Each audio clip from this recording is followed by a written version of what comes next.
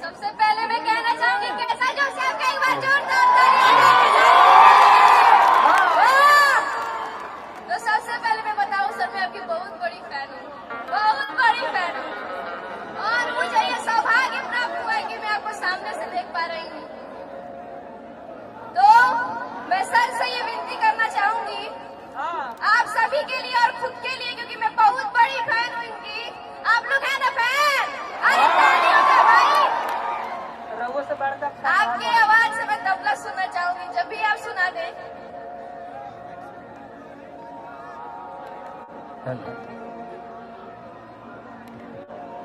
बाबा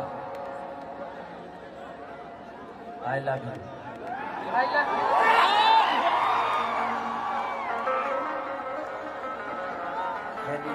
I love you. बोल दो आई लव यू तू।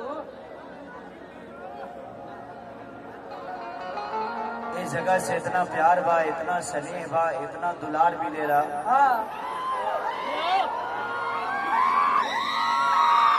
ये कैमूर जिला के समझिए कि ये परिवार के एगो बेटा ही है, ये गांव के एगो बेटा ही है।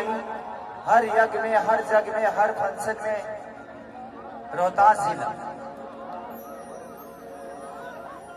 पहले खेसारी से पूछे जाला कि बाबू तू खाली बाड़ा, हम ज्यादा बिजी रही तबे के आवेला, ओकरा बादे के आवेला। तो कहीं ना कहीं सौभाग्य बा कि वो लोग इन खेसरिया के इतना प्यार और स्नेह दिए। संजय भैया के दिल से धन्यवाद, तो इस परिवार का हिस्सा हमें हमेशा बनाते हैं। पिछली बार आज से 5 साल पहले मैं आया था, यही दुल्हा बन के आए थे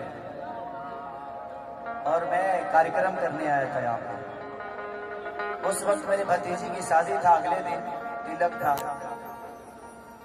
इस बार मेरे भाई की शादी है आज, मेरे चाचा के लड़के की शादी है, लेकिन मैं यहाँ हूँ।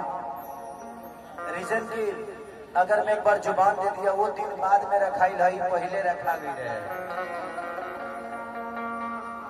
तो हमनी के जुबाने से न मरद बनी जाना, तो बाकी सिस्टम तो सबका लगे होला। ताजी तिवारी जी रौरा पुरान ना हो पक्का। चलिए हम केसारी लाल यादव, जिला छपरा, सारण, बिहार। अगर ये बेटा से कोनो प्रकार की त्रुटि हो जाओ, गलती हो जाओ, तो वो सब क्षमा करब। आज एगो बड़ा खूबसूरत हमार गाना रिलीज भइल बा। पुंगाड़ी माई के आशीर्वाद से वो गाना इतना वायरल भइल बा कि वो लोग भी सुन नहीं होगा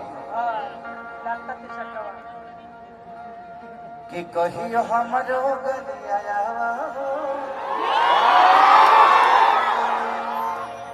काला काटी सटवा।